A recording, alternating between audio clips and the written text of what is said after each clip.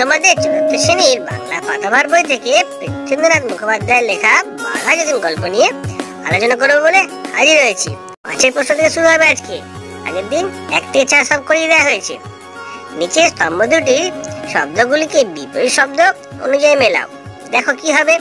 শেষ হবে শুরু, দিবস, রাত্রি, অপেক্ষা, অনপেক্ষা, জোয়ার, ভাটা, শান্ত, অশান্ত, দুঃখ, সুখ, স্বাধীনতা, পরাধীনতা। এভাবে আমরা বিপরীত শব্দের মিলগুলো করে নেব। তারপরে কি রয়েছে দেখি। তারপরে রয়েছে যদি যে যে চরিত্রে অভিনয় করতে ভালোবাসতো সেগুলোর নাম লেখো। দেখো, যদি তোমরা গল্পটা ভালো করে পড়ে থাকো তাহলে অবশ্যই বুঝতে পারবে। যদি হনুমান, লক্ষণ, রাজা হরিশ্চন্দ্র, বীর প্রতাপাদিত্য এই সকল চরিত্রে অভিনয় করতে ভালোবাসতো। এরপরে দেখো 7 প্রশ্ন কি আছে। গল্পটি পড়ে যদি যে যে কাজগুলি দুঃসাহসিক বলে মনে হয়েছে সেগুলি বর্ণনা দাও। দেখো, গল্পটি পড়ে যে কাজগুলি দুঃসাহসিক বলে আমার মনে হয়েছে সেগুলি হলো লাগাম ছাড়া ঘোড়ার পিঠে চড়ে দুরন্ত গতিতে এগিয়ে যাওয়া, আর পাগলা ঘোড়ার পিঠে চেপে তাকে শান্ত করা। 8 প্রশ্ন কি আছে দেখো। স্কুলের বাগানে বড় কাঁঠাল পেকেছে। এখানে পাকা ক্রিয়াপদটি যে অর্থে ব্যবহার করা হয়েছে সেই অর্থ ছাড়া তোমরা কি অন্য কোনো অর্থে ব্যবহার করতে পারো? যেমন গ্রামে অনেক পাকা বাড়ি আছে। এইভাবে যদি করতে হয়, দেখো 3টে এখানে করে দেওয়া রয়েছে। একটা হচ্ছে পাকা মানে পরিণত, সে অল্প বয়সে পেকে গেছে। একটা পাকা মানে দক্ষ, মেয়েটি অঙ্কে খুব পাকা। আর একটা পাকা মানে নিশ্চিন্ত, আমাদের বেড়াতে যাওয়ার পরিকল্পনা একেবারে পাকা। ঠিক আছে, এরপরে আমরা চলে আসবো 9 প্রশ্নটা। 9 প্রশ্নটা কি আছে।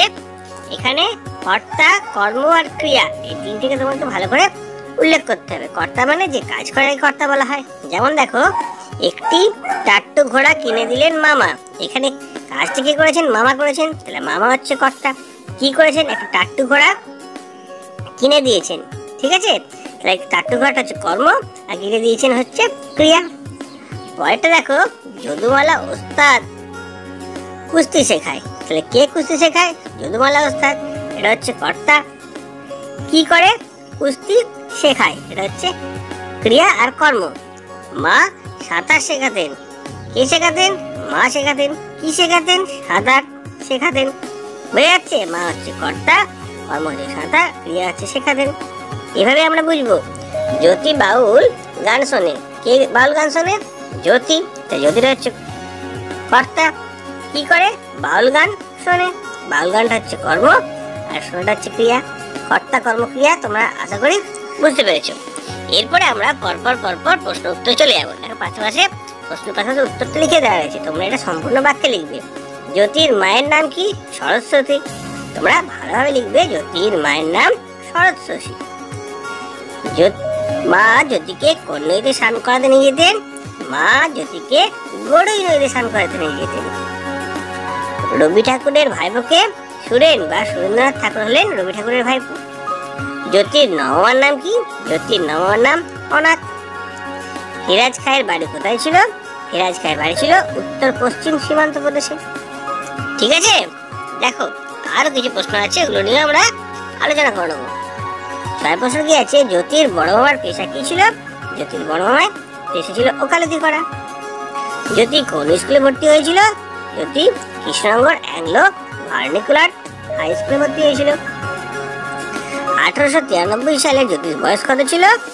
জ্যোতির বয়স ছিল 14 বছর। তাহলে কত সালে জ্যোতির বয়স? 7 বছর ছিল। দেখো, 14 থেকে 7 বিয়োগ করলে 7 হয়, সেরকম 1893 থেকে 7 বিয়োগ করে দেবো 1886 সালে। এভাবে আমরা ছোট প্রশ্নগুলো করে নিলাম। এরপরে আস্তে আস্তে এই যে 12টা প্রশ্ন আছে, বড় প্রশ্ন, এই বড় প্রশ্নগুলো আমরা আলোচনা করবো। চলো একবার দেখে নিই বড় প্রশ্নগুলোর কি কি উত্তর হতে পারে। প্রথমে যে প্রশ্নটা রয়েছে, জ্যোতি কিভাবে সাঁতার শিখেছিল? এর উত্তরটা কেমন হবে? জ্যোতির মা প্রতিদিন তাকে গড়ই নদীতে স্নান করাতে নিয়ে যেতেন। শাড়ির এক প্রান্ত জ্যোতির কোমরে বেঁধে অন্য প্রান্ত নিজের হাতের মুঠোতে ধরে তিনি জ্যোতিকে ছুড়ে দিতেন নদীর জলে। জোয়ারের প্রবল ঢেউয়ের সঙ্গে লড়তে লড়তে জ্যোতি যখন ক্লান্ত হয়ে পড়তো তখন মা তাকে তুলে নিতেন নদী থেকে। এইভাবে প্রতিদিন অনুশীলন করতে করতে জ্যোতি সাঁতার শিখে গিয়েছিল। একটু প্রশ্নগুলোর উত্তর বলা হবে, তোমরা ভালো করে দেখে নিও। পরের প্রশ্ন হচ্ছে, কৃষ্ণনগর স্কুলে জ্যোতির কাঁঠাল পাড়ার কাহিনীটি বর্ণনা করো। দেখো কি হবে উত্তর। কৃষ্ণনগর স্কুলের বাগানে কাঁঠাল পেকেছিল, কিন্তু ইচ্ছে থাকলেও কেউ কাঁঠাল পেড়ে খেতে সাহস পাচ্ছিল না। তখন একদিন জ্যোতি স্কুলের শেষে বন্ধুদের নিয়ে কাঁঠাল পেড়ে মহানন্দে খেয়েছিল। হেডমাস্টার মশাই কাঁঠাল চুরির খবর পেয়ে সকলকে তলব করে জ্যোতি এসে বলে যে সে নিজে স্কুলের গাছ থেকে কাঁঠাল খাওয়ার চুরি বলে মনে করে না। তার এই যুক্তি শুনে হেডমাস্টার মশাই অবাক হয়ে যান। ঠিক আছে, এর পরের প্রশ্নটা কি আছে, কৃষ্ণনগরে জ্যোতি কিভাবে একটি শিশুকে বাঁচিয়েছিল সেই কাহিনীটি লেখো। কৃষ্ণনগরে বাজারে একবার এক পাগলা ঘোড়ার সামনে একটি শিশু পড়ে যায়। পথচারী সকলে ভয় পেয়ে যায়, ফলে শিশুটিকে বাঁচানোর জন্য কেউ এগিয়ে আসে না। এমন সময় জ্যোতি এগিয়ে এসে ঘোড়াটির কেশর চেপে ধরে তার পিঠে উঠে পড়ে। আলতো আলতো করে শরীরে চাপড় মেরে তাকে শান্ত করে। ঘোড়াটি আরামে আদর খেতে থাকে। ক্রমশই ঘোড়াটি শান্ত হলে শিশুটি বেঁচে যায়। তারপরে প্রশ্ন কি আছে, জ্যোতির জীবনে তার মা আর তার দিদির ভূমিকা লেখো। দেখো, জ্যোতির জীবনে তার মা আর তার দিদির ভূমিকা ছিল অপরিসীম। মা জ্যোতিকে সাঁতার শেখাতেন, দিদির সঙ্গে রাত্রিবেলায় মায়ের কোলে বসে কলজুড়ি শোয় আর শোনে রামায়ণ, মহাভারত, পুরাণ আর রানা প্রতাপের গল্প। মা ও দিদির স্নেহে ও সাহচর্যে জ্যোতি ছোটবেলা থেকে নির্ভীক হয়ে উঠেছিল। পরের প্রশ্নটি কি আছে দেখো, 5 প্রশ্ন, পাঠ্যাংশে জ্যোতির জীবনে তাদের মামাদের প্রভাব কেমন ছিল? কি হবে উত্তরটা একবার দেখে নাও। জ্যোতির জীবনে তার মামাদের ভূমিকা ছিল খুবই গুরুত্বপূর্ণ। ভোরবেলায় ঘুম ভাঙতেই সে তার মামাদের সঙ্গে কুস্তির আখড়ায় কুস্তি লড়তে যেত। জ্যোতির নমামা অনাথের নানা রকম কসরতের অভ্যাস ছিল। তার কাছ থেকে জ্যোতি ঘোড়ায় চড়া, শিকার, দৌড়ঝাঁপ প্রভৃতি শিখেছিল। তিনি জ্যোতিকে একটি টাট্টু ঘোড়া কিনে দিয়েছিলেন। জ্যোতির বড় মামার পাহারাদার ছিলেন ফিরাজ খাঁ। তার উপর বাড়ির ছেলেদের খেলাধুলার ভার দেয়া হয়েছিল। তার কাছ থেকে জ্যোতি স্বাধীনতা শব্দের প্রাথমিক পাঠ পেয়েছিল। জ্যোতির বড় মামাই তাকে অ্যাংলো স্কুলে ভর্তি করে দিয়েছিলেন। এই বড় মামার সঙ্গেই জ্যোতি উৎসবে অনুষ্ঠানে যোগদান করত। বড় মামার দুর্গাপুজোর সময় দুর্গোৎসবকে ছোট মামাকে সঙ্গী করে গরিব ধনী সকলের মধ্যে একই রকম খাওয়ার ব্যবস্থা করেছিলেন জ্যোতি। দেখো, এখান থেকে আমরা বুঝতে পারবো জ্যোতির জীবনে তার মামাদের ভূমিকা কেমন ছিল। পরের প্রশ্ন হচ্ছে 6 নম্বর প্রশ্ন, জ্যোতির মামা বাড়ির সঙ্গে রবি ঠাকুরের সম্পর্ক কেমন ছিল? দেখো, জ্যোতির মামা বাড়ির সঙ্গে রবীন্দ্রনাথ ঠাকুর বাড়ির 3-4 পুরুষের সম্পর্ক ছিল। জ্যোতির বড় মামা বসন্ত কুমারের বন্ধু ও মক্কেল ছিলেন রবি ঠাকুর। রবীন্দ্রনাথের ভাইপো সুরেন মাঝে মাঝে জ্যোতির মামার কাছে ঘোড়া ধার নিতেন। তাছাড়া বড় মামার পাহারাদার ফিরাজ খাঁকে দেখে রবীন্দ্রনাথ তার বিখ্যাত গল্প কাবুলিওয়ালার প্রধান চরিত্রকে কল্পনা করতে পেরেছিলেন বলে মনে হয়। ফিরাজের কাছে জ্যোতি খবর পেল, এই ফিরাজ, তার কাছে জ্যোতি কি খবর পেল? দেখো, উত্তরটা কি হবে। ফিরাজ খাঁ ছিলেন জ্যোতির বড় মামার বাড়ির পাহারাদার। লাঠি, ছোড়া, তলোয়ার, বন্দুক চালাতে সে খুব পটু ছিল। তার উপর বাড়ির ছেলেদের খেলাধুলার ভার দেওয়া ছিল। তার কাছে যদি কি খবর পেল? দ্বিতীয় প্রশ্ন উত্তর হবে, তার কাছে যদি খবর পেল তাদের দেশে শত অত্যাচারও কেউ ইংরেজদের রাজা বলে মেনে নেয়নি। তারা প্রাণের চেয়েও বেশি ভালোবাসে স্বাধীনতাকে। এই স্বাধীনতার জন্য তারা জীবন বলিদান দিতে প্রস্তুত। 7 প্রশ্নটা হয়ে গেল। এরপরে 8 প্রশ্ন দেখব। পাঠ্যাংশ থেকে খুঁজে জ্যোতির শিশু সুলভ ও কিশোর সুলভ সাফল্যের উদাহরণ দাও। দেখো, কি হবে উত্তরটা। পাঠ্যাংশে উল্লেখিত জ্যোতির শিশু সুলভ ও কিশোর সুলভ সাফল্যগুলি হলো লাগাম ছাড়া টাট্টু ঘোড়ার পিঠে চেপে গ্রামের কাদা মাঠ পার হয়ে যাওয়া, স্কুলের দামালদের ছেলেদের সঙ্গে নিয়ে কাঁঠাল গাছে চেপে কাঁঠাল পেড়ে খাওয়া, শখের থিয়েটার নাটকে অভিনয় করা, মামার পাগড়ি চুরি করে হনুমানের লেজ তৈরি করা ইত্যাদি। এরপরে আমরা দেখব 9 প্রশ্নটা। কিছুই হয়নি এমন ভাব করে জ্যোতি চলে গেল নিজের পথে।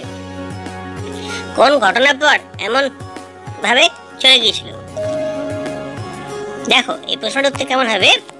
14 বছর বয়সে কৃষ্ণনগর বাজারে একদিন এক পাগলা ঘোড়ার কবল থেকে একটি শিশুকে রক্ষা করে জ্যোতি।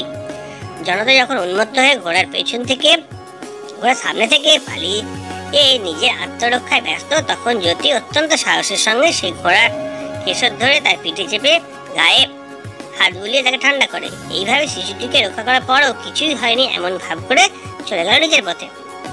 এই ঘটনার কথা এখানে বলা হয়েছে। তারপর দেখো আর একটা প্রশ্ন রয়েছে, জাতপাতের ক্ষুদ্র সংকীর্ণতা ছোট বয়সে জ্যোতি কিভাবে অতিক্রম করতে পেরেছিল তা বলো। জাতপাতের ক্ষুদ্র সংকীর্ণতা জ্যোতি অতিক্রম করতে পেরেছিল একটা ঘটনার মাধ্যমে আমরা বুঝতে পারি। আগেকার দিনে সকল ধর্ম বর্ণ মানুষ কোনো অনুষ্ঠানে এক সারিতে একসঙ্গে বসে খেতে পারত না, কিন্তু জ্যোতি ও তার ছোট হওয়ার চেষ্টায় বঙ্গভঙ্গের প্রতিবাদে জাতিভেদের এই ব্যবধান উঠে যায়। পুজোর পরে গ্রামের উঁচু নিচু সমস্ত সম্প্রদায়ের মানুষ একসঙ্গে বসে প্রসাদ খেয়েছিল। জ্যোতির ছোটবেলায় এই ঘটনা ঘটেছিল বলে সে জাতপাতের সংকীর্ণতা অতিক্রম করতে পেরেছিল। পরের প্রশ্নটি খেয়ে দেখো, পরের প্রশ্ন রয়েছে, পাঠ্যাংশে জ্যোতির যে নানা ধরনের কাজের পরিচয় ছড়িয়ে রয়েছে তা তুমি নিজের ভাষায় একটি অনুচ্ছেদ রচনা করো। দেখো এই প্রশ্নটা কি হবে, উত্তর তোমাদের বলে দিচ্ছি। পাঠ্যাংশে উল্লেখিত জ্যোতির নানা ধরনের কাজের যে পরিচয় পাওয়া যায় সেগুলি হলো লাগাম ছাড়া টাট্টু ঘোড়ার পিঠে চড়ে গ্রামের কাদামাঠ পার হয়ে যাওয়া অনায়াসে, সেই স্কুলের দামাল ছেলেদের সঙ্গে নিয়ে গাছের কাঁঠাল পেরে খেতে পারে। শুধু তাই নয়, স্কুলের হেডমাস্টার মশাইকেও তার অকাট্য যুক্তির সামনে নির্বাক হয়ে যেতে হয়। শখের থিয়েটারে অভিনয় করা তার একটা সুন্দর স্বভাবের পরিচয় পাওয়া যায়। মামার পাগড়ি চুরি করে হনুমানের ল্যাজ বানানো তার সৃজনশীলতার পরিচয় পাওয়া যায়। রাস্তায় এক অচেনা শিশুকে বিপদ থেকে রক্ষা করতেও সে পিছু পাওয়া হয় না। এতে তার সাহসিকতার পরিচয় যেমন পাওয়া যায় তেমন মানবতাও প্রকাশ পায়। পরিশেষে বঙ্গভঙ্গের বিরুদ্ধে সকল বর্ণের মানুষকে একসাথে এক নিয়মে ভোজন করানো ঘটনায় তার বিশ্ব ভ্রাতৃত্ববোধ উন্মোচিত হয়। দেখো এইভাবে সমস্ত প্রশ্ন উত্তর করে দেওয়া হলো। আশা করি তোমাদের খুব কাজে লাগবে। যদি আজকে ভিডিও ভালো লাগে লাইক কমেন্ট শেয়ার করবে। চ্যানেলে যদি নতুন এসে থাকো চ্যানেলটা অবশ্যই সাবস্ক্রাইব করে পাশে থাকা বেল আইকনটা বাজিয়ে দেবে। তোমরা সবাই ভালো থাকবে।